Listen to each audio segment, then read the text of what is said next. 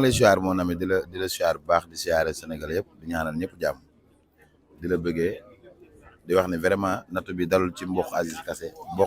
dalul ci mbokk artiste Kassé ci Sénégal la dal parce que lu metti moo ko dal vraiment di ñaanal mbokkam nag ñu am dëgër laay yaayam ma ñaanal ko mu gudd fan loolu moom it ba fekkee njëriñu rek ko Aziz ak magam yi di ñaanal ñëpp jàmm. ginnaaw loolu ba nga yëgee li nga xamante ni moo dal Aziz Dabala justement fu mu la fekk loolu mu ngi la fekk. loolu mi ma fekk sama saal ma tëdd sama benn xarit woo ma ne ma Aziz dañ ko rey ma ne ko non loolu mënul nekk léegi ma coupé ak moom tag dugg ci YouTube bi gis mu nekk dëgg quoi ma jug ci guddi gi daw jéem a daw xool yëf yi fu mu nekk ma dem fekk gars yi tasaaroo muy Technopole maanaam lu naqari lool vraiment. mais ci anam biñ ko reyee ci anam bi nga xamante ni def nañ ko ñëw fi li nga xamante ni mooy appartement tey loolu ñu tuumal ci ki la nga xamante ni mooy mën nañu xaritam la di léppam la muy Nabou Leye ba nga déggee ñu tuumal ci Nabou Leye lu mu la. non ba ma ci déggee Nabou moom am naa mbégteel lool vraiment dama jaaxle ba ma ci déggee Nabou parce que Nabou mooy lépp asu mooy lépp Aziz kon buñ ko ci tuddee rek vraiment ñëppay jaaxle fi ne nii ku nekk day jàpp ne xarit amatul ci àdduna parce que lii dafa ñaaw bu dee Nabou moom da cee taqe moom man moom xàmmeetuma ko vraiment parce que koo xam ne mooy yow Aziz lu mu wax ne sama doom ji loo wax ne sama papa ji loolu wóoratul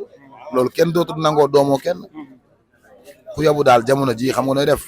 toog ci sa ruq jàpp sa bopp di ànd ak nit ñi nga daan àndal say xaritu bopp nga téeleen parce que dëkk bi wóoratul. mais nga gëm ni Nabou Leye ba tey bokk na ci li nga xamante ni mooy fee bi. waaw Nabou Leye mënu maa gëm loolu parce que ni mu mel ak Aziz kenn mënu ko gëm mais nag Nabou xam nga lu ko waroon fi ne nii ñuy ñëw naan ko Nabou ñu ngi sigil di gaale Nabou mbuuru di jooy ak mbëkk ay miir xam nga di yuuxu mais Nabou mi ci tudd ba muy yéeg ak di wàcc man de vraiment Sénégal man xàmmeetuma. ginnaaw loolu ñëpp naan ay li nga xamante ni mooy peine de mort dañ ko war a indi fi li nga xamante ni mooy Sénégal actuellement. jarut àggali peine de mort ba mu waree am a yàgg parce que ba Aziz affaire am bi daa am laataa loolu yeneen yu bari amaan na fi peine de mort dafa war a